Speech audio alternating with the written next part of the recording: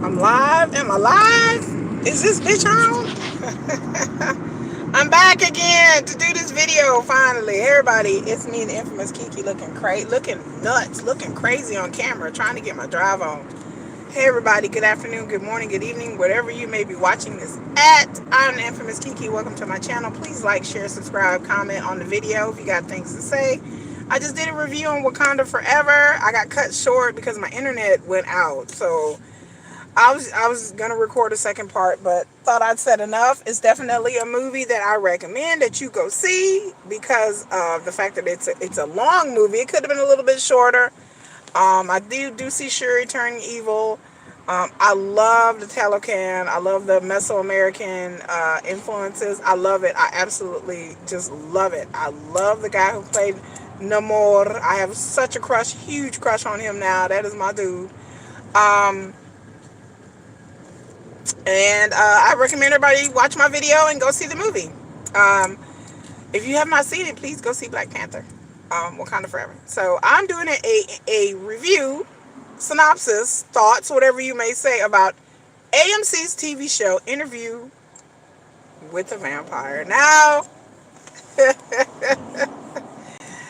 I have to say before I get into this review, I love Anne Rice. I have read her Vampire Chronicles. I think I've read almost every book except for maybe the last two or three. I was a really huge fan back in the 90s when I was younger in my 20s because it was all the rage. I watched the movie with Brad Pitt and Tom Cruise. Some people have a love-hate relationship. Some people love it. Some people hate it. Some people's indifferent. I liked the movie in the 90s. They had to cut out a lot. They did the best that they could with the special effects and the script. Anne Rice is notoriously known for not wanting Tom Cruise to play Lestat. So there you go. I love the Mayfair Witches, which, by the way, if you haven't heard, the Mayfair Witches are coming to AMC in January. It has been rumors for decades. I've waited decades for a Lestat series. I've waited decades for the Mayfair Witches, which I love. I think I like the Mayfair Witches. Now, I did see the trailer. The trailer is out there, and I was not impressed with the trailer. But then again, Interview with the Vampire, I don't know who's doing the trailers at AMC. Whoever's doing the trailers at AMC, you fucking up. Because these trailers suck. The Mayfair Witches trailer sucked. The chick who played the main character sucked. Sucked. It didn't really tell me. If I had never read the books and didn't know what the hell was going on, that Mayfair Witches trailer didn't tell. I don't know if they're going to release another one, but it sucked. The Interview with the Vampire trailer sucked. It was not a good trailer. It sucked. It was just, I watched different trailers and I was just like, man. So that's why I didn't jump on this series like a lot of other people did, because the trailers were really kind of like, it wasn't that intriguing to me. I didn't read any spoilers before I watched the series. I binge watched it. It's 8 episodes. Each episode's around 45 minutes, 50 minutes, just standard.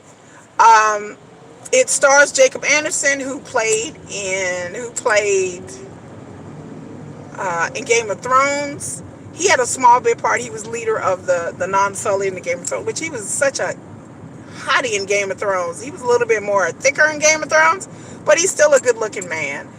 Sam Reed plays Lestat, and we will talk about him. Woo! Jesus Christ Almighty. Okay, we will talk about him. And there's a girl, I forgot her name. Oh, excuse me for getting her name. But the beautiful young sister that plays Claudia, we will get into her as well. I'm sorry, her name escapes me right now. I might think of it later. But the trailers did not do this show justice. So I was kind of out. The only thing I heard about this show is that they were changing up. They were race-bending Louis, who Jacob Anderson plays. They were changing the times from the slavery days, 1800s, to the late 1800s in New Orleans, which I was still like, okay. Anne Rice was involved in this. She signed off on what the producers and the writers wanted to do. She thought it was a fabulous idea to reimagine her books into a different setting with different races of characters. Anne Rice was all for it. She passed away, by the way, last year or a year and a half ago. May she rest in peace. She did a lot for New Orleans. She did a lot for literature. She's written religious books. She's written vampire books, witches books. She's written historical fiction. Anne Rice, I've read pretty much almost all of her, especially her stuff that came out. Interview with the Vampire came out like, I think, gosh, like in the 70s or 80s, late 70s, early 80s, something 80s, I believe. I might be wrong, but it came out a long time. But it is still a good book that is held up well. But it is a book for its time. Anne Rice pretty much changed the notion of what vampires were. All of this things that you see about modern vampires being sexy, being sleek, being decadent.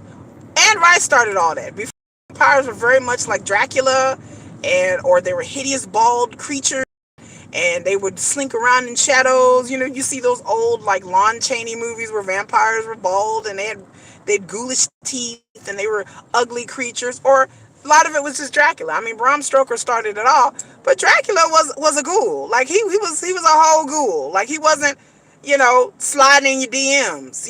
Lestat is a type of vampire in their world would kind of slide in your DMs and be like, "Hey, baby, let me whisper something in your ear." But the previous vampires are very monstrous. And I guess that's the best way to say it. Very monstrous. And Anne Rice turned all of that on its head. And nobody had really... So the reason why we have Twilight and True Blood and all this shit is because these people for years have been imitating and biting off of Anne Rice. So, yeah. So, she the queen. She the queen of vampires. Bram Stoker is the king and Anne Rice is the queen, to me, of all vampire in them. And the same thing with witches. She tried to do with vampires and witches. Now, the Mayfair Witches series is not as popular, but for me, it is the truth. I love it. Y'all gonna see me drink because, I'm thirsty. I'm driving.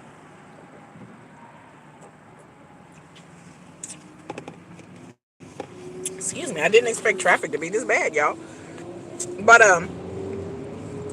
so I went in this with serious concerns and trepidations because, again, I'm not trying to be a book snob or a purist or a racist. Neither one of those. I didn't know what I felt about Louis being black and being from New Orleans. Like, I was kind of like, we'll see how the series do. So that's why I didn't jump and watch it. So finally, I had some time. And a lot of these reviews I'm doing is because I know the holidays are coming up. I know a lot of people are going to be off work and they're going to have time to binge watch stuff. This show is very much binge watchable. I didn't have AMC for a while. By number, or by name. Oh. Hear my car talking to me? Girl, my car over here talking to me. Anyway, I hit the wrong button.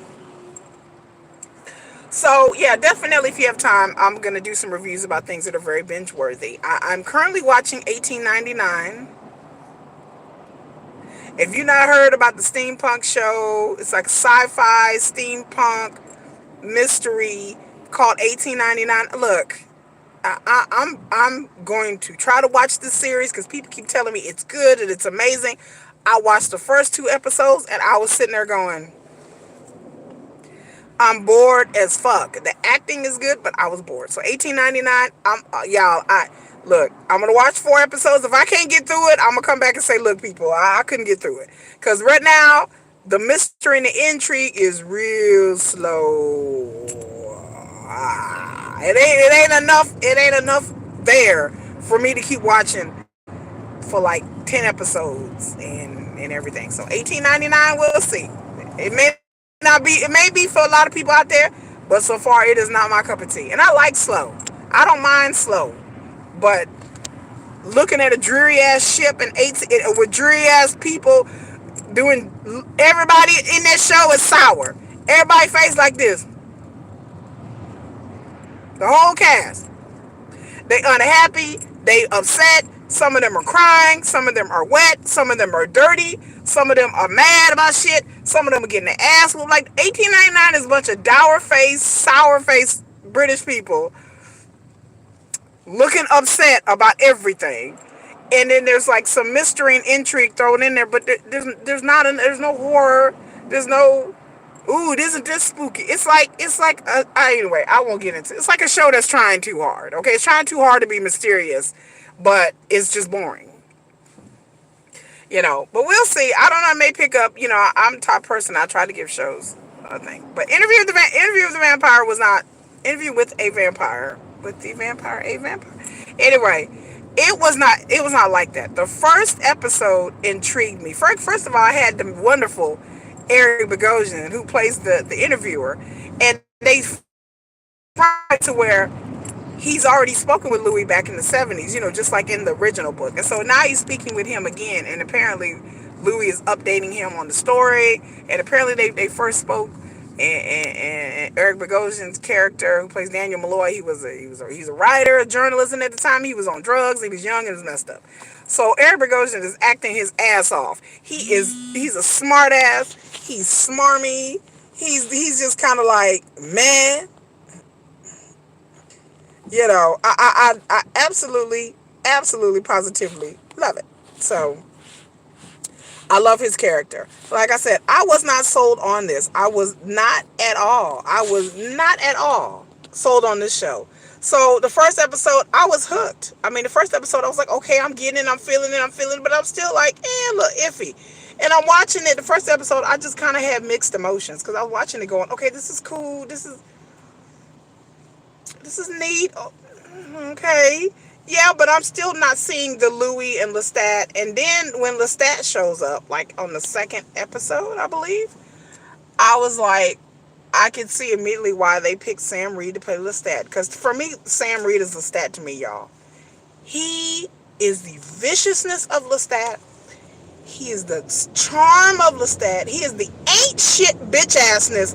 Lestat ain't shit. Like in the books, the first book, he was kind of portrayed a second way, but then when Anne Rice wrote The Vampire Lestat, and they tell his story, that's when he became the Brat Prince. That's when he became the vampire anarchist king. I liked it. I was here for all of it. Sam Reed, no disrespect to Tom Cruise, but baby, Sam Reed was so Lestat that I was mesmerized. I was like, and Jacob Anderson, like he stole. I know Jacob Anderson and him probably have double billing, top billing. I guess Jacob Anderson is supposed to be the star, but the role of Louis is very slight and subtle. Even in the books, it's very subtle, because in the books, it's very much Lestat's show, very much about him and his life journey.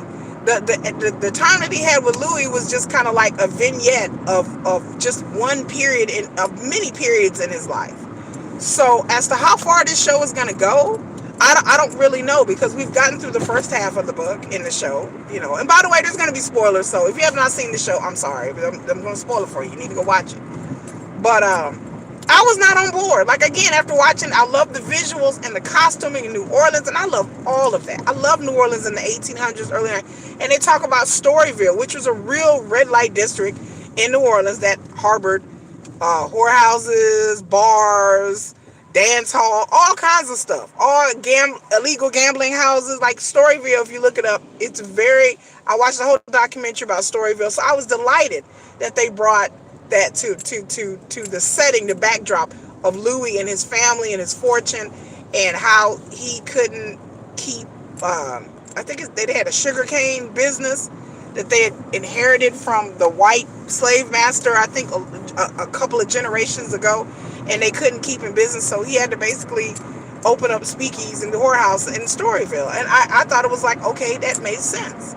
That's real accurate, real life. That's real shit. So, I loved it. But as to how this fit in with Interview with the Vampire, I was not sold. I was like, how are they going to have this white man in love with this black man? And then explain this in the late 1800s, where people were racist and prejudiced, and they didn't want to see a mixed race couple, much less a gay one. Now, granted, they had to hide the gayness from the other people, but best believe, let me back up.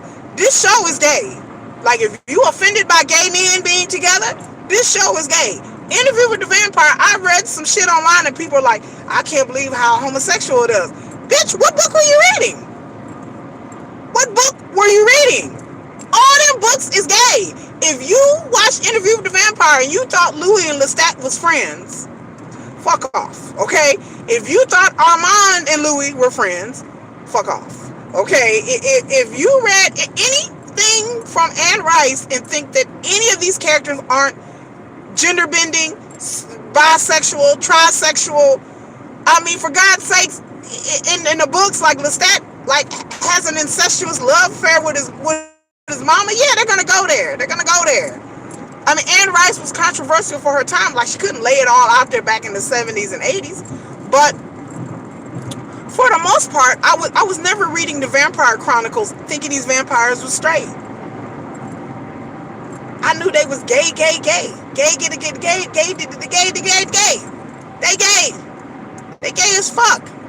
So this show shows it. You know, it explains it, it shows it, and pretty much breaks down better, I think, than the books of how when you're made, you have the bond that you have towards your maker. But it's kind of suspect. But because, you know, if you've never read the book, you really don't know how other vampires interact. And Lestat, for various reasons that will come into the story later on in the second season, hopefully, as to why he doesn't really, Lestat himself really doesn't know a lot about vampires. And the stuff that he does know is he's had bad experiences in his life, but he didn't really know a lot either. When he got turned on and turned out, and basically left alone. Like, so they asking him questions, you know, Louis, like, what about this? What about that? He doesn't really know. So, and some he do know, he just ain't telling them. So so in the beginning, I really didn't understand the attraction, not in the books, but in the show between Louis and Lestat. I mean, I can understand being attracted to Lestat. He has that power to attract people, and you know, show Lestat wear some nice clothes. Lestat really is a presence and a force to be reckoned. That he likes to play with people, like to play with his food. He like a little cat. He gonna smack around. He gonna smack the bird or rat around a little bit, you know, like a cat do. Lestat likes to play with his food. And Lestat is a petty queen, honey. This is some petty shit. Like, Lestat is a petty queen. Lestat's kind of crazy. Come to third. Y'all, my stream is breaking up. Bear with me. I'm going through a construction zone. But yeah, around the third or fourth episode, it all clicked and it all made sense. Okay, I get it now. I get the relationship. I get how this blended in with the books. I get how, I would say, Interview with the Vampire is a reimagination of Anne Rice's books. So if you're going in there as a book snob or a movie snob and expect the elements in the story to be, but they've just changed. Now we're going to get on to Claudia. Claudia in the books, she's there, but she's not really a huge integral in the books. She's there, but she's not really a huge integral character. So I mean, she's there. Louis wanted to have a child, basically, and wanted something to love on. So Claudia is there in the books. In the movie, she's portrayed great portrayal by what's her face as a child. But in this show, they aged her up. In the book, she's even younger. I think the book, she's like, I didn't know and the way she talked, oh my God, I couldn't believe it. Daddy, like, that just annoyed me to death. I was like, girl, stop. Okay. Come the end of the show, Claudia was my motherfucking favorite character. Come the end of the show. Come the end of the show, when Claudia grows up a little bit, gets some agency about her, she goes out and sees the world. They totally changed Claudia's story arc and everything. And I'm desperate to see what happens when her and Louis embark on their journey, because when he's telling the story to the journalist, Claudia's not with him. Now, I know in the books, spoiler alert, they know Claudia gets killed in the books. So we will see. Claudia wrote a diary or a journal, and the journalist is reading it or whatever like that.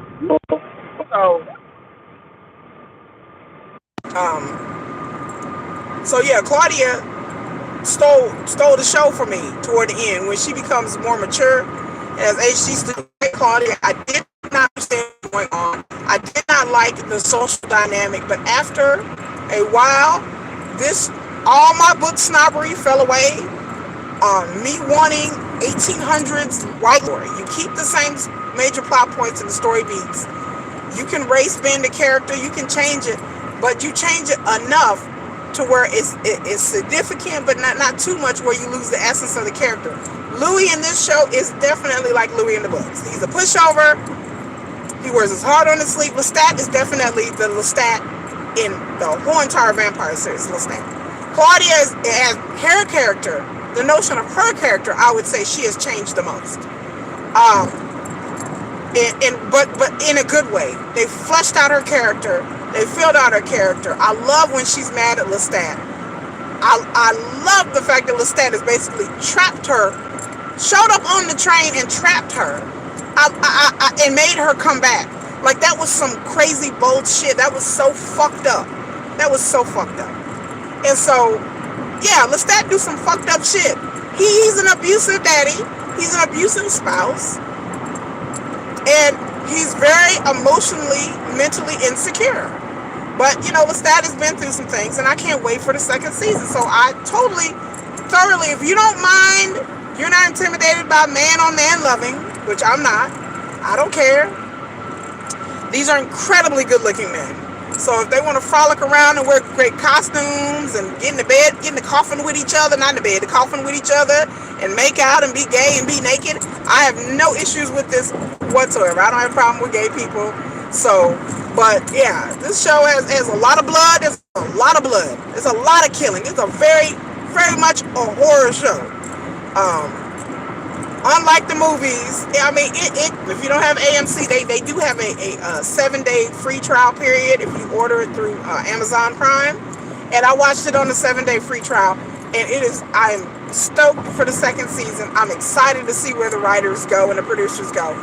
And they were meticulous in the set design, the costuming, the historical accuracy. I watched the behind the scenes special about everything that they took.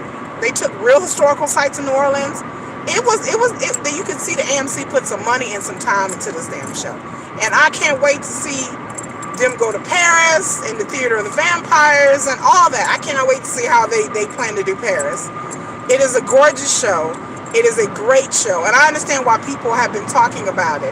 And it's a show that's been overlooked, I think, by a lot of critics. I don't see a lot of critics talking about it. But the fans who have watched it, who love the books, for the most part, I haven't seen too many people criticize it. I've seen some, but not like overwhelmingly people upset about it. Most people think the show was really good, and it's acted well. The acting, I may go back and watch it again because the acting was so captivating, like, for me. So that's my review. Y'all go watch it, and until next time, everybody, what did you think? Have you seen it? Have you not seen it? Please go see it. Please see this show. It's definitely worth it when you have nothing to watch. Even if you do have other stuff to watch, go stop and watch this show. But anyway, that's it. I'm the infamous Kiki. You guys have a good day. And I'll see you. Bye.